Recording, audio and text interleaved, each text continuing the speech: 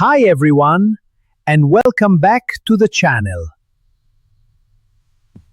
Today we're going to talk about one of the easiest and most useful expressions in Italian, c'è and ci sono.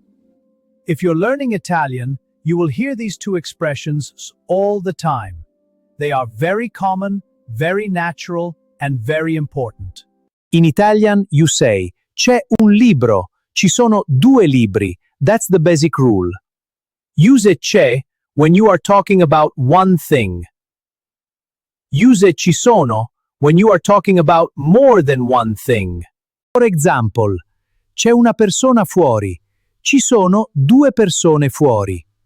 C'è un ristorante vicino a casa mia. Ci sono molti ristoranti vicino a casa mia.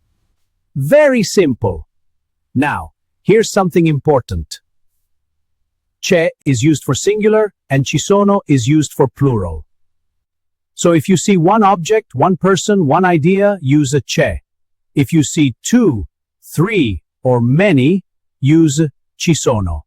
Let's look at more examples. There is a dog in the garden. C'è un cane in giardino. There are 3 dogs in the garden. Ci sono 3 cani in giardino. There is a student in the classroom. C'è uno studente in classe.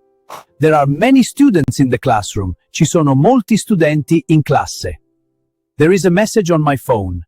C'è un messaggio sul mio telefono. There are 5 messages on my phone. Ci sono 5 messaggi sul mio telefono. Here is the easiest way to remember it. One thing c'è, more than one thing ci sono. That's it.